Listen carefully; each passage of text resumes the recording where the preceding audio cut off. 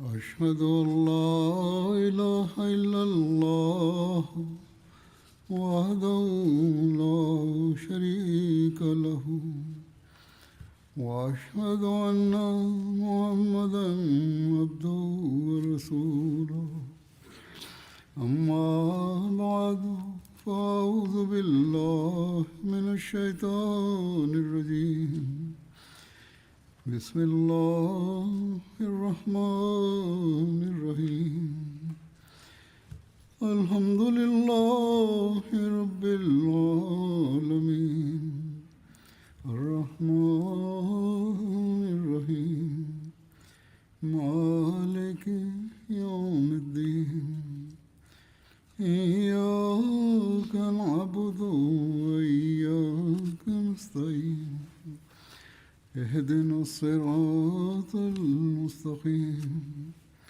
صراط الذين أنعمت عليهم غير المغضوب عليهم ولا الضالين. Hoe de heilige profeet sallallahu alaihi wasallam, vergezeld door zijn leger, discreet de buitenwijken van Mekka naderde en zijn kamp opsloeg. Hij beval dat er vuren aangestoken moesten worden op 10.000 plaatsen. Toen Abu Sufyan en zijn metgezellen getuigen waren van dit tafereel, werden ze zeer ongerust. Enkele details van deze gebeurtenis zijn al beschreven en ik zal een verdere uitwerking presenteren. Hazrat Musleh Maud radiyallahu anhu vertelt dit voorval op de volgende manier.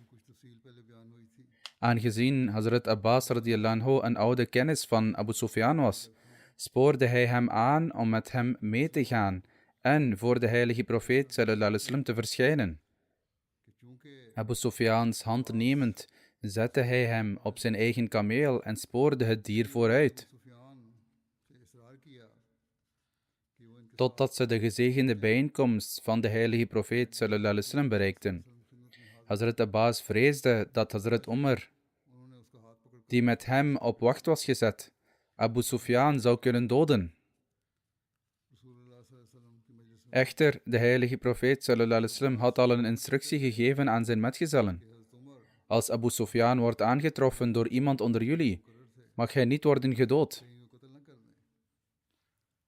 De hele gebeurtenis was al begonnen het hart van Abu Sufyan diep te veranderen. Hij dacht na, nog maar een paar jaar geleden dwongen we Mohammed sallallahu alaihi wasallam om Mekka te verlaten met slechts 1 metgezel. En nu zijn er slechts 7 jaar verstreken.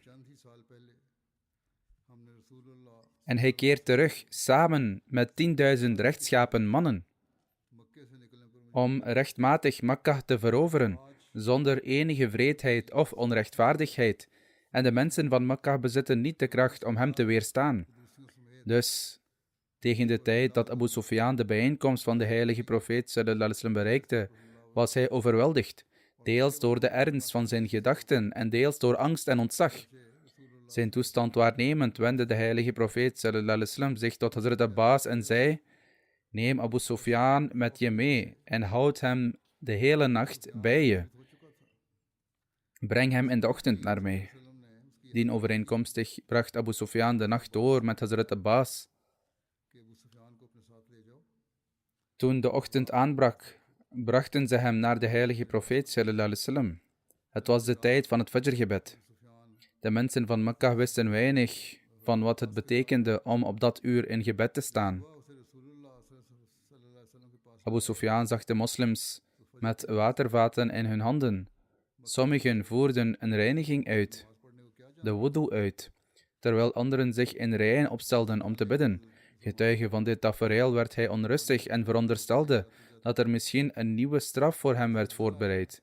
Angstig wendde hij zich tot Hazrat Abbas en vroeg: wat doen deze mensen zo vroeg in de ochtend?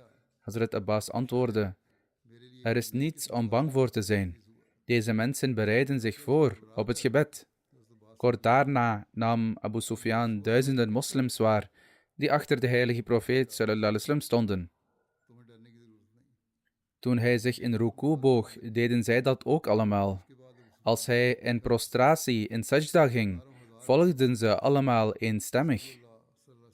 Hazrat Abbas, die op de wacht stond en dus geen deel uitmaakte van de congregatie van het gebed, werd opnieuw ondervraagd door Abu Sufyan. Wat doen ze nu? Ik observeer dat wat Mohammed sallallahu alaihi wasallam ook doet. Zij hetzelfde doen. Hazrat Abbas antwoordde: waarom ben je zo verbaasd? Zij verrichten het gebed, zij verrichten salat. Maar weet dit, als de boodschapper van Allah sallallahu alaihi wasallam hen zou bevelen om te stoppen met eten en drinken, dan zouden zij het zonder aarzelen opgeven. Hierop merkte Abu Sufyan op: ik heb de hoven van Khosrows en Keizer gezien, maar nooit heb ik een volk gezien zo toegewijd aan hun leider als de volgelingen van Mohammed sallallahu alaihi wasallam. Toen zei Hazrat Abbas: dit is misschien de tijd voor jou om de boodschapper van Allah sallallahu alaihi wasallam nederig te verzoeken om genade te tonen aan zijn volk. Toen het gebed was beëindigd, bracht Hazrat Abbas Abu Sufyan voor de heilige profeet sallallahu alaihi wasallam. De heilige profeet sallallahu alaihi wasallam zei tegen hem: O Abu Sufyan, is de tijd voor jou niet gekomen om te beseffen dat er niemand is die aanbidding waard is behalve Allah? Abu Sufyan antwoordde: mogen mijn ouders voor jou opgeofferd worden? U bent de meest verdraagzame, de meest nobele en meest vriendelijke in het onderhouden van de banden van verwantschap. Voorwaar, ik heb begrepen dat als er een God naast Allah was geweest, hij ons zeker geholpen zou hebben. De heilige profeet sallallahu alaihi wasallam zei toen: O Abu Sufyan, is de tijd niet gekomen dat je erkent dat ik de boodschapper van Allah ben? Abu Sufyan antwoordde: mogen mijn ouders voor jou opgeofferd worden? Ik heb nog steeds wat twijfels in mijn hart over deze zaak.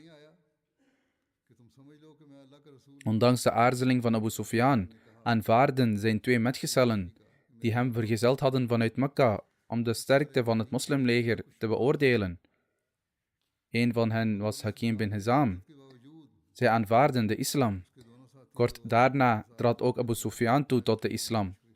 Hoewel het erop lijkt dat zijn hart pas volledig naar de islam neigde na de verovering van Mekka. Na zijn aanvaarding van de islam richtte Hakim bin Hizam zich tot de heilige profeet sallallahu alaihi wasallam en vroeg: O boodschapper van Allah sallallahu alaihi wasallam, is het leger gebracht om je eigen volk te vernietigen? De heilige profeet sallallahu alaihi wasallam antwoordde: deze mensen hebben onrecht gepleegd. Zij hebben overtredingen begaan. Jullie hebben het verdrag overeengekomen in Hudaybiyah gebroken en voerden een onrechtvaardige oorlog tegen de stam van Khoza. Jullie schonden de heiligheid van een plaats die Allah zelf heilig heeft verklaard. Hakim zei: O boodschapper van Allah sallallahu alaihi wasallam, voorwaar, uw volk heeft gedaan wat u hebt verklaard. Echter, in plaats van Mekka aan te vallen, zou het niet beter zijn geweest om op te rukken tegen de stam van Hawazin? De heilige profeet sallallahu alaihi wasallam antwoordde: ook die stam is schuldig aan wandaden. Maar ik stel mijn vertrouwen in Allah dat hij de verovering van Mekka, de triomf van de islam en de overwinning op Hawazin, alles door mijn hand zal schenken. Daarna vroeg Abu Sufyan: als de mensen van Mekka niet de wapens opnemen, zullen zij dan in veiligheid worden gebracht? De heilige profeet sallallahu alaihi wasallam antwoordde: ja, wie de deur van zijn huis sluit, zal vrede worden verleend. Hazrat Abbas kwam toen tussen beiden: O boodschapper van Allah sallallahu alaihi wasallam, Abu Sufyan is een man van trots. Hij verlangt dat er een speciale overweging wordt gegeven aan zijn eer. De heilige profeet sallallahu alaihi wasallam verklaarde genadig: heel goed. Wie het huis van Abu Sufyan binnengaat, zal ook vrede worden verleend. Wie zijn toevlucht zoekt in de heilige moskee, zal veilig zijn. Wie zijn wapens neerlegt, zal veilig zijn. Wie de deur van zijn huis sluit, zal veilig zijn. En wie toevlucht zoekt in het huis van Hakim bin Hizam, zal ook vrede worden verleend.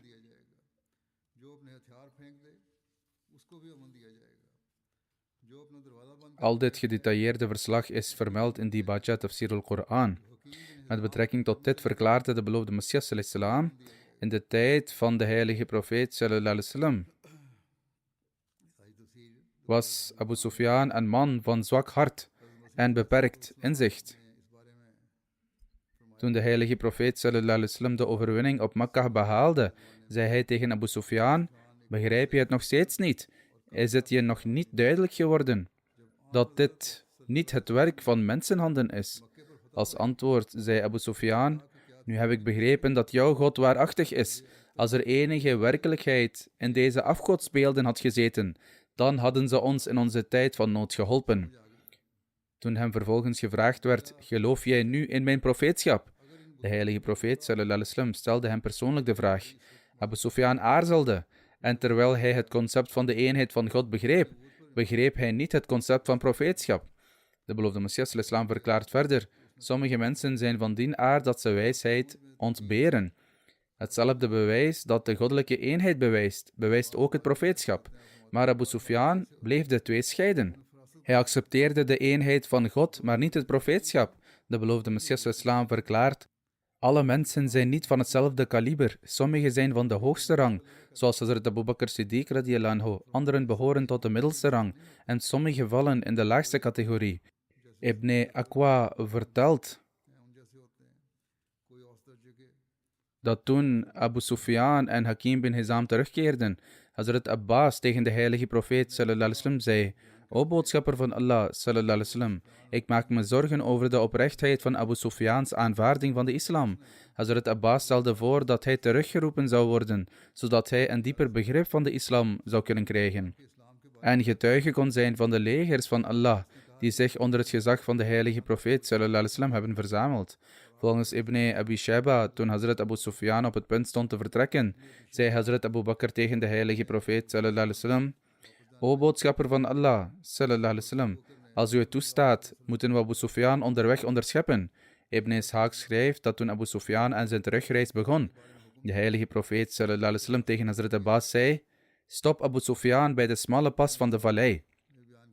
Dien overeenkomstig stopte Hazrat Abbas hem daar.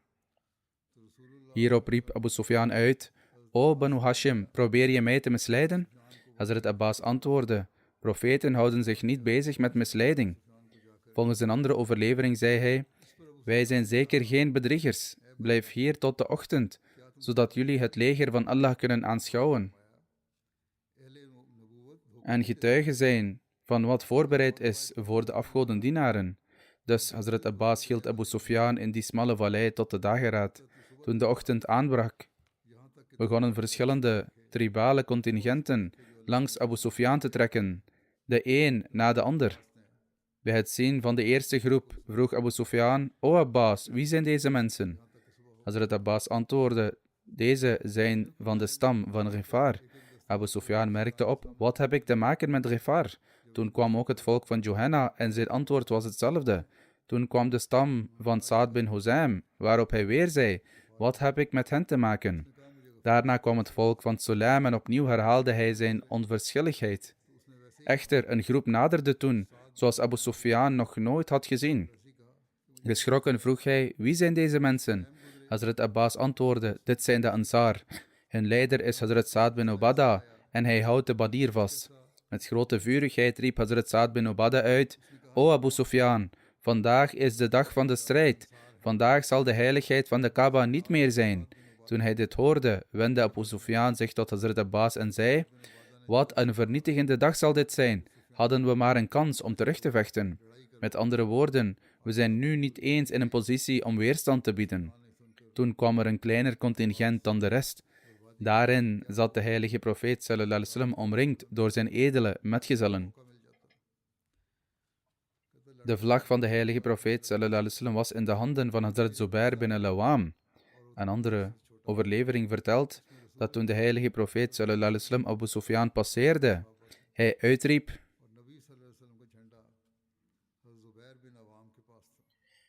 o boodschapper van Allah sallallahu alaihi wasallam, heeft u de vernietiging van uw eigen volk bevolen? Hoort u niet wat Saad bin Ubadah zegt? De heilige profeet sallallahu alaihi wasallam vroeg: wat heeft hij gezegd?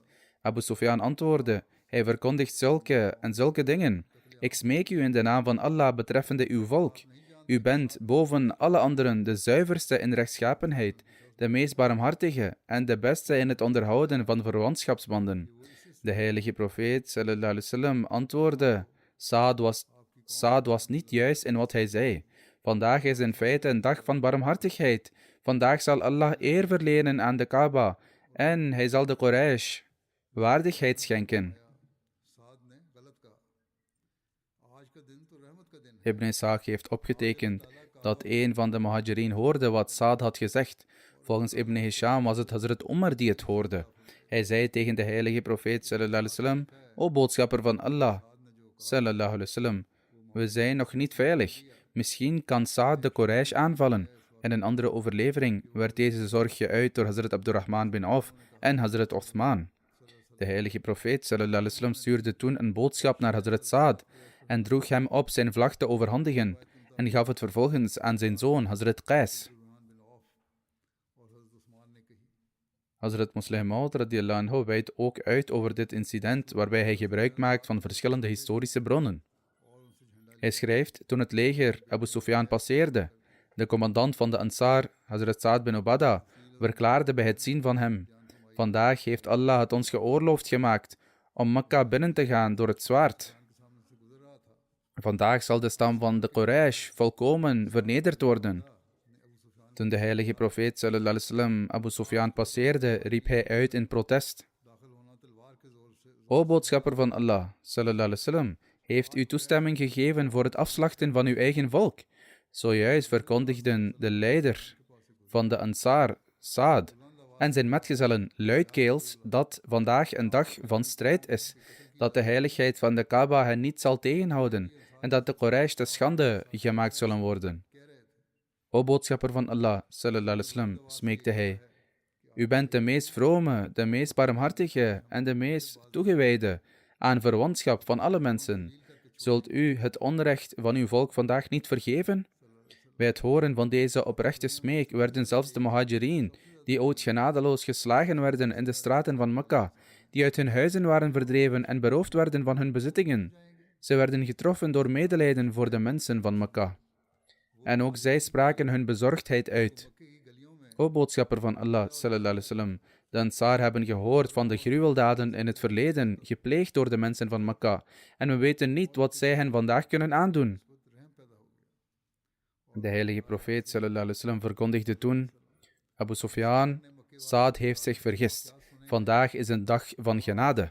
Vandaag zal Allah de Quraysh eren en zal de Kaaba verheffen. De heilige profeet sallallahu alaihi wasallam stuurde toen iemand naar Hazrat Saad en droeg hem op de vlag te overhandigen aan zijn zoon Hazrat Qais, die de Ansar zou leiden als een commandant. Op deze manier beschermde de heilige profeet sallallahu alaihi wasallam niet alleen de harten van de mensen van Mekka, maar ook de gevoelens van de Ansar. Bovendien had de heilige profeet sallallahu alaihi wasallam volledig vertrouwen in Qais, want hij stond bekend als een buitengewoon nobele jonge man. Inderdaad, het is opgetekend in de geschiedenis dat toen het moment van het overlijden van Hazrat Qais naderde, sommige mensen hem kwamen bezoeken tijdens zijn ziekte en sommige van zijn kennissen niet kwamen. Hierop vroeg hij zijn vrienden waarom bepaalde personen die hij kende hem niet bezochten. Zijn metgezellen legden uit: u bent een vrijgevig man die aan velen heeft geleend in tijden van nood. Het is waarschijnlijk dat sommige mensen u niet zijn komen bezoeken uit angst dat je misschien geld nodig hebt en u hen zou vragen om hun schulden op dit moment terug te betalen. Bij het horen hiervan antwoordde Hazrat Qais: helaas, mijn vrienden hebben zichzelf onnodig zorgen gemaakt. Hij gaf toen de opdracht: maak een openbare aankondiging in de hele stad. Wie Qais ook maar iets schuldig is, zijn schuld wordt hierbij kwijtgescholden. Zoveel mensen kwamen hem bezoeken na deze aankondiging, dat de trappen van zijn huis neerstortten onder het gewicht van de menigte.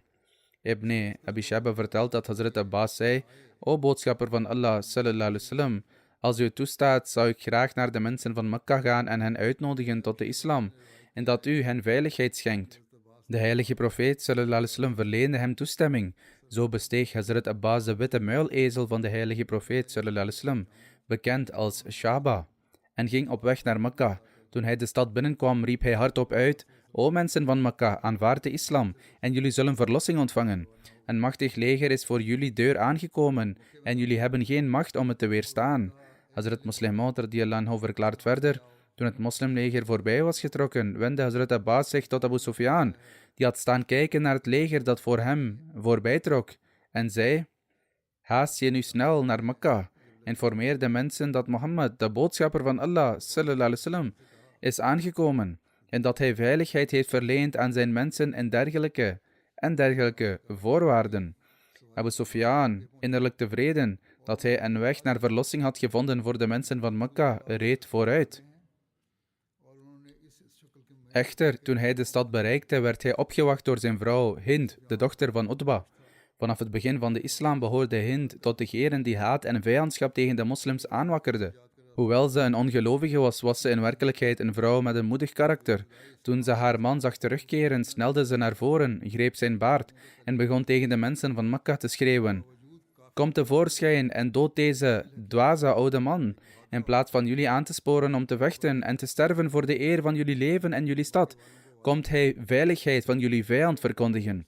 Bij het zien van haar gedrag berispte Abu Sufyan haar en zei: dwaze vrouw, dit is niet de tijd voor zulke praatjes. Ga en verberg je in je huis. Ik heb zojuist een leger gezien waar heel Arabië geen weerstand tegen kan bieden. Het incident waarbij het moslimleger Mekka binnendrong, wordt ook vermeld. In Sahih al-Bukhari wordt verteld door Hazrat Urwa dat de heilige profeet sallallahu alaihi wasallam Hazrat Zubair opdroeg om Mekka binnen te gaan vanaf het bovenste gedeelte vanuit de richting van Qada. Hem werd verteld om zijn vlag te planten bij Hujun en die positie niet te verlaten totdat de heilige profeet sallallahu alaihi wasallam arriveerde.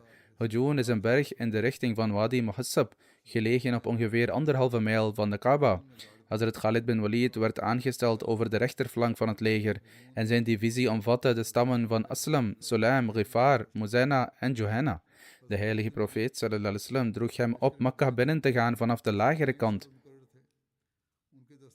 door Lied en beval hem zijn vlag te planten bij de nabijgelegen huizen.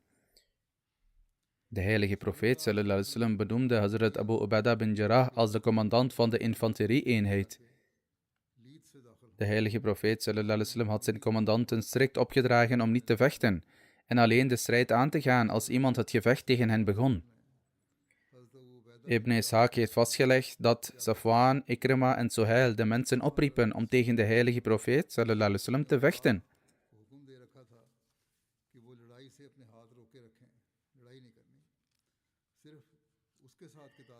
Zij verzamelden mensen bij Khandama, dat een bekende berg is op de route naar Mina in Mekka. Leden van de Quraysh, Banu Bakr en Huzail stammen sloten zich bij hen aan. Ze waren allemaal gewapend en klaar voor de strijd. Ze zwoeren bij Allah dat Mohammed sallallahu alaihi wasallam nooit in staat zou zijn om Mekka met geweld binnen te komen. Een man van Banu Dil, dat wil zeggen de Banu Bakr, genaamd Jamash bin Qais. Toen hij hoorde over de komst van de heilige profeet sallallahu alaihi wasallam, begon zijn wapens klaar te maken. Zijn vrouw vroeg hem: waar bereid je je voor?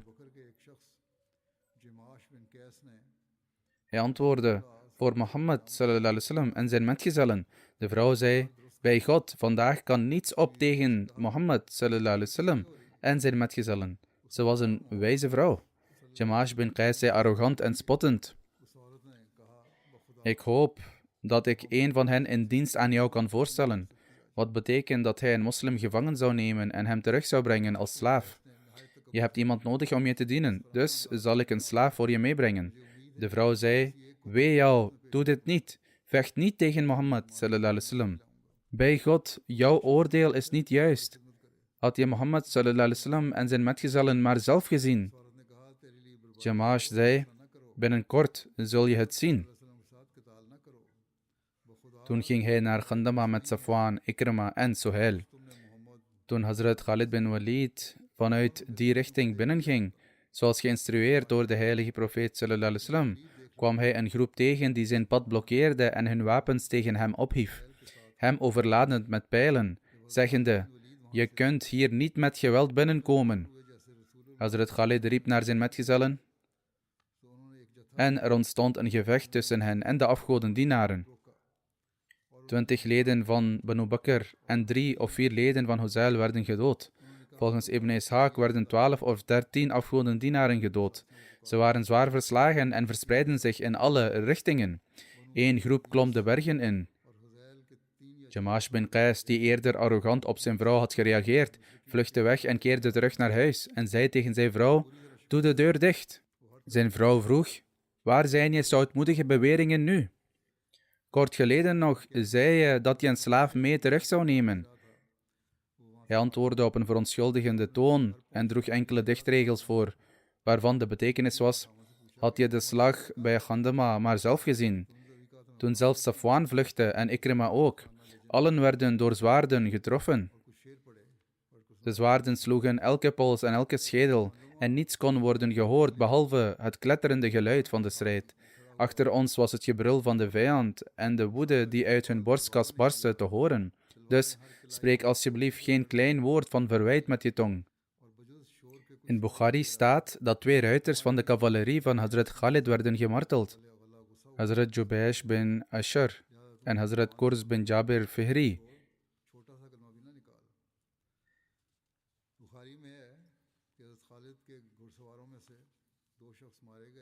Betreffende de aankondiging van veiligheid voor de mensen van Mekka staat er geschreven dat de heilige profeet sallallahu alaihi wasallam bescherming verleende aan Abu Sufyan en aan Hakim bin Hizam en opdroeg: "Ga en verkondig in Mekka dat wie zijn wapens neerlegt veilig zal zijn, wie zijn eigen huis binnengaat veilig zal zijn, wie de binnenplaats van de Kaaba binnengaat veilig zal zijn, wie het huis van Abu Sufyan binnengaat veilig zal zijn. En wie het huis van Hakim bin Hizam binnengaat ook veilig zal zijn." Op het moment dat de mensen van Mekka bescherming kregen, vraagt de heilige profeet sallallahu alaihi wasallam zijn trouwe volgelingen en toegewijde metgezellen niet. De heilige profeet sallallahu alaihi wasallam moet zich zeker de onderdrukking en wreedheden hebben herinnerd die hem slechts enkele jaren eerder in de straten van Mekka waren aangedaan. Diezelfde Bilal, die met touwen werd vastgebonden en door deze rotsachtige straten werd gesleept, maakte nu deel uit van het zegevierende leger.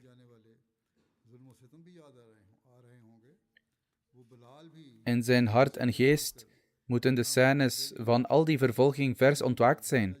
De heilige profeet sallallahu alaihi wasallam achtte het noodzakelijk om wraak te nemen voor dit. En hoe mooi was de manier waarop hij die wraak nam. Hazrat Muslim Maud radiyallahu anhu legde dit voorval als volgt uit. Daarna zei de heilige profeet sallallahu alaihi wasallam over Abu Ruwayha, die hij de broer van Bilal, de Abyssijnse slaaf, had verklaard: "Wij geven nu onze vlag aan Abu Ruwayha. Wie onder de vlag van Abu Ruwayha staat, zal niets overkomen."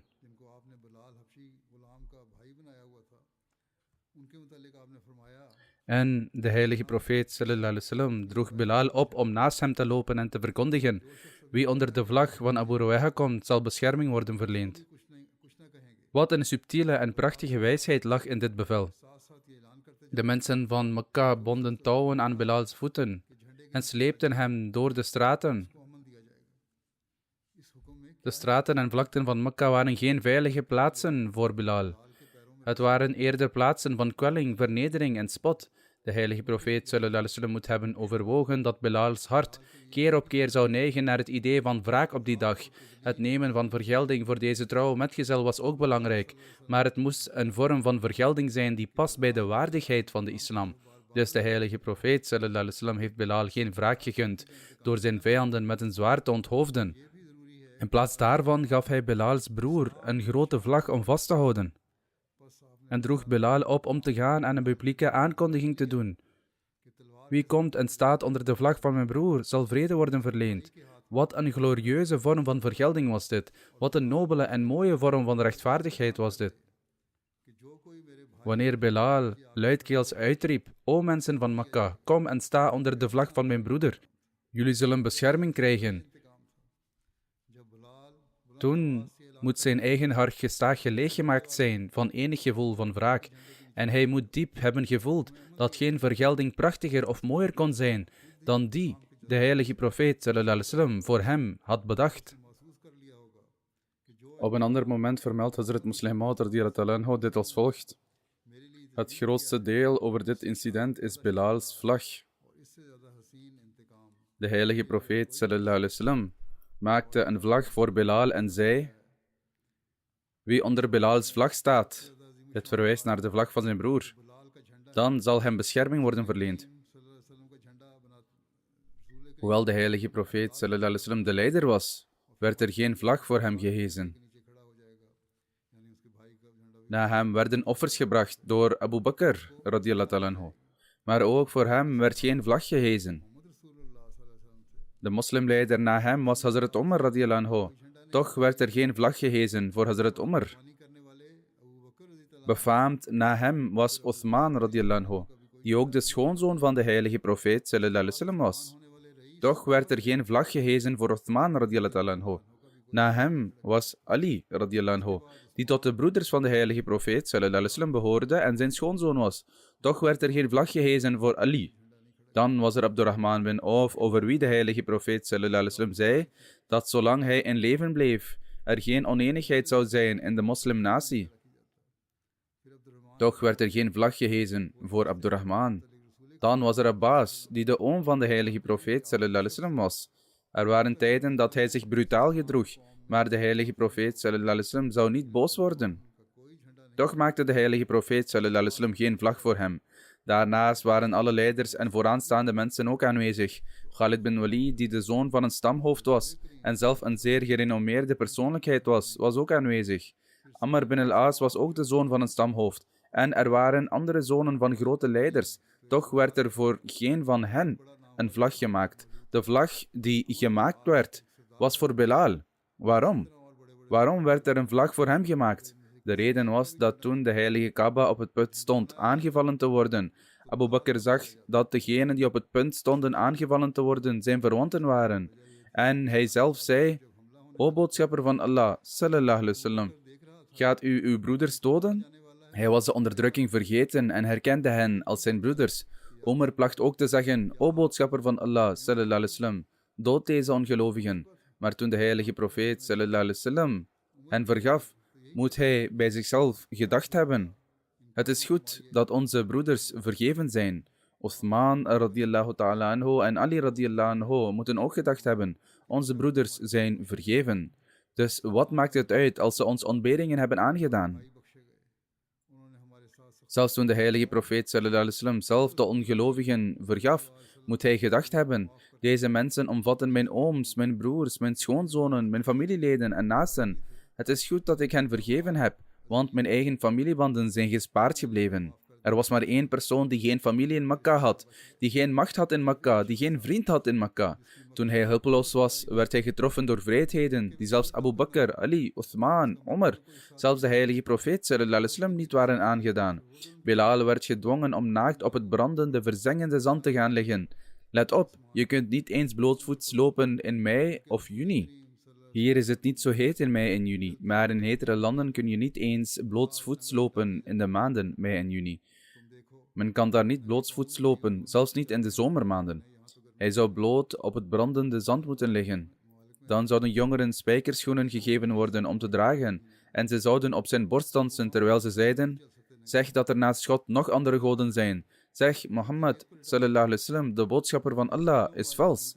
Bilal radiyallahu anhu in zijn Abyssijnse accent zou zeggen terwijl ze hem sloegen, Ashhadu an la ilaha illallah. Ik getuig dat er geen God is behalve Allah. Hij zou antwoorden, zeggende, ongeacht de wreedheden die jullie mij aandoen, heb ik getuigd dat God één is. Hoe kan ik dan zeggen dat er twee zijn? En nadat ik me gerealiseerd heb dat Mohammed sallallahu alaihi wasallam de boodschapper van Allah, de ware profeet van God is, hoe kan ik hem dan voor vals verklaren? Hierop zouden zij hem nog meer slaan. Maandenlang in de zomer werd hij zo behandeld. Ook in de winter bonden ze een touw aan zijn voeten en sleepten hem door de rotsachtige steegjes van Mekka. Zijn huid zou gewond raken. Ze zouden hem slepen en zeggen, verklaar dat Mohammed sallallahu alaihi wasallam vals is. Verklaar dat er andere goden zijn naast God. Bilal zou antwoorden, Ashhadu an la ilaha illallah. Hij getuigt dat er geen God is behalve Allah. Nu, toen het moslimleger 10.000 man sterk naderde om Mekka binnen te trekken, zou Bilal gedacht hebben, vandaag zal ik wraak nemen voor die schoenen. Vandaag zal ik vergolden worden voor die mishandelingen. Toen de heilige profeet sallallahu alaihi wasallam zei dat wie het huis van Abu Sufyan binnengaat, zal vergeven worden. Wie de heilige Kaaba binnengaat, zal vergeven worden. Wie de deuren sluit van hun huizen, zal vergeven worden. Bilal moet bij zichzelf gedacht hebben, zij vergeven al hun broeders, en dat is goed. Maar hoe zit het met mijn vergelding? De heilige profeet, sallallahu alaihi wasallam, zag dat op die dag er maar één persoon was die last kon hebben van zijn vergeving, en dat was Bilal. Want de mensen die hij vergaf waren niet Bilals broers. De pijn die hij moest verdragen werd door niemand anders verdragen.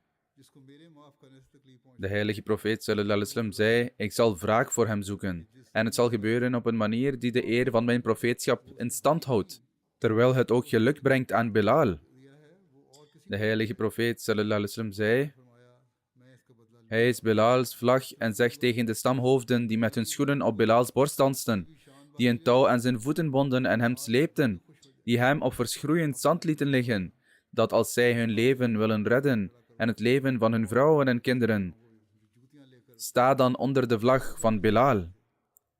Het is mijn overtuiging dat sinds de schepping van de wereld, sinds de mens is begiftigd met capaciteiten, en sinds de mens wraak heeft gezocht en de capaciteit had om dit te doen, is zo'n geweldige wraak nog nooit genomen. Zo'n geweldige vergelding is nog nooit genomen. Toen Bilals vlag werd geplant in de vlakte voor de Kaaba, toen dezelfde stamhoofden van de Arabieren die hem vertrapten en zeiden, wil je of wil je niet verklaren dat Mohammed sallallahu alaihi wasallam, boodschapper van Allah, vals is? Wanneer zij nu aan het rennen waren en hun vrouwen en kinderen bij de handen namen, om hen onder Bilals vlag te brengen om hun levens te redden, hoe op dat moment Bilals wezen moet zijn opgeofferd voor de heilige profeet sallallahu alaihi wasallam. Hij moest gezegd hebben, ik wist niet of ik in staat zou zijn geweest om wraak te nemen, of niet, van deze ongelovigen. Nu is er wraak genomen. In de zin dat degenen die vroeger met hun schoenen op mijn borst trapten, hun hoofd moeten buigen voor mijn schoenen. Deze wraak was nog groter dan de wraak van profeet Jozef alayhi salam, omdat Jozef alayhi salam zijn broers vergaf omwille van zijn vader. Hij vergaf omwille van zijn vader en de vergevenen waren zijn broers, terwijl Mohammed sallallahu alaihi wasallam, boodschapper van Allah, zijn ooms en zijn broers vergaf door middel van de schoenen van een slaaf. Hoe zou de vergeving van Jozef alayhi salam hiermee vergelijken? De heilige profeet sallallahu alaihi wasallam bekommerde zich om de gevoelens en handhaafde de eer van een zwak persoon, wiens kindertijd en jeugd werden doorgebracht in slavernij aan de leiders van de Quraysh op zo'n manier, zoals is vermeld, op een manier zoals niet gevonden kan worden in de hele wereldgeschiedenis. Dit zal voor altijd herinnerd worden. Dit was het voorbeeld van vergelding nemen gesteld door onze leider en meester sallallahu alaihi wasallam. Allahumma salli ala Muhammadin wa ala ali Muhammadin wa barik wa sallim innaka hamidun majid. Ibn Hisham schrijft, op de dag van de verovering van Mekka was de leuze van de Muhajirin, Ja Bani Abdurrahman, wat betekent O zonen van Abdurrahman. De slogan van de Khazraj was, Ja Bani Abdullah, wat betekent O zonen van Abdullah. En de slogan van Aus was, Ja Bani Ubaidillah, wat betekent O zonen van Ubaidullah. Toen de heilige profeet sallallahu alaihi wasallam de bergpas van Idghar bereikte, wat de alternatieve naam van Quza was, kwam hij Mekka binnen via deze route op de dag van de verovering van Mekka. Toen hij de vonken van het gekletter van zwaarden zag, zei hij, heb ik jullie niet verboden om te vechten? Hij werd geïnformeerd dat Khalid geconfronteerd werd en dus trok hij zijn zwaard. Maar de vijand viel als eerste aan. De heilige profeet sallallahu alaihi wasallam antwoordde, de beslissing van Allah de Almachtige is de beste. Dat wil zeggen, Allah de Almachtige wilde de ongelovigen laten zien dat jullie vandaag de dag niet de macht hebben om de moslims tegen te houden, Mekka binnen te gaan. Dit was een onveranderlijk besluit van de Almachtige God die niet veranderd kon worden. Dit waren de eerste verslagen met betrekking tot het binnengaan van Mekka. De overige verslagen zullen in de toekomst worden voortgezet als God het wil. Op dit moment wil ik het hebben over een overleden vrouwelijk lid en haar begrafenisgebed leiden in afwezigheid na het vrijdaggebed. Haar naam was Amina Shahnaz Sahiba, vrouw van de gerespecteerde Inamullah Sahib van Lahore, die onlangs op 57-jarige leeftijd is overleden. Inna lillahi wa inna ilayhi raji'un. Ahmadiyyat kwam haar familie binnen via haar vader, de gerespecteerde Muhammadin Sahib, die in 1934 op 15-jarige leeftijd naar Qadian ging en trouw zwoer aan de handen van Hazrat Khalifatul Masih II radiyallahu ta'ala anhu. Bij de gratie van Allah was de overledene een Musia.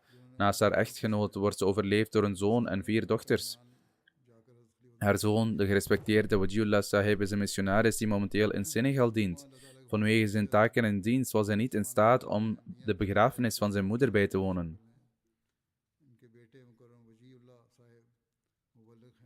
Haar zoon, Wajiullah Sahib, die missionaris is, schrijft: Mijn moeder was een zeer vrome vrouw.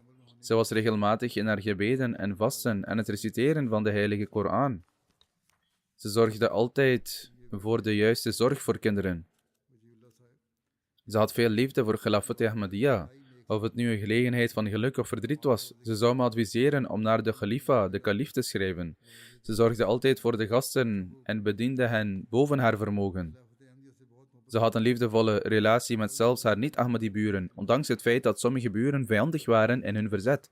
Ze zou echter altijd hun rechten als buur nakomen. Haar man Inamullah Sahib zegt: We hadden een uitstekende relatie. Gedurende mijn hele leven steunde ze me volledig in welke hoedanigheid ik de kans kreeg om de Jamaat te dienen. Vanwege het werk voor de Jamaat, als ik de hele dag of nacht weg moest blijven, klaagde ze nooit.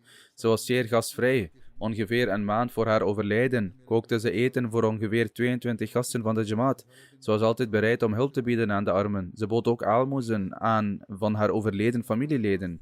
Ze probeerde altijd kinderen de beste morele training te geven. Ze was vele jaren secretaris Maal, secretaris Financiën voor haar lokale tak gedurende vele jaren en diende in deze hoedanigheid tot haar dood. Haar oudere broer verklaart dat zijn zus liefdevol en goedhartig was voor iedereen.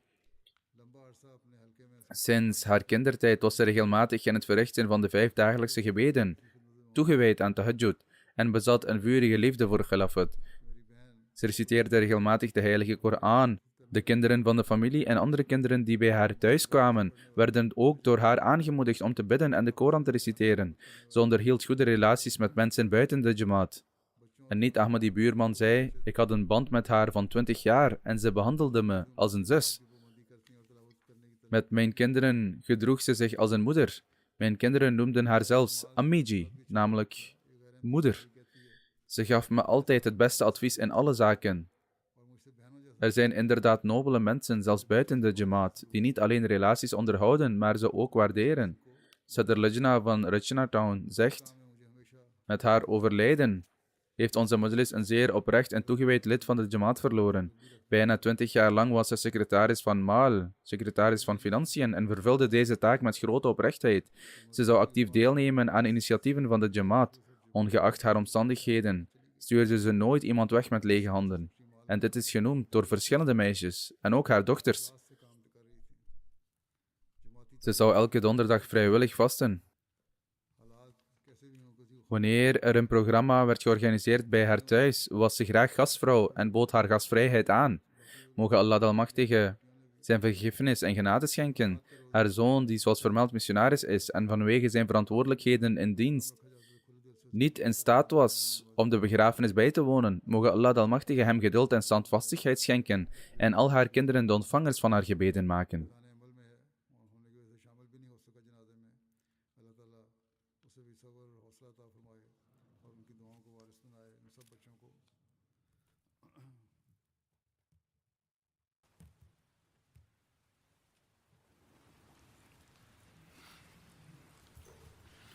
Alhamdulillah, alhamdulillah, nahmaduhu wa nasta'inuhu wa nastaghfiruhu wa nu'minu bihi wa natawakkalu alayhi wa na'udhu billahi min shururi anfusina wa min sayyiati a'malina.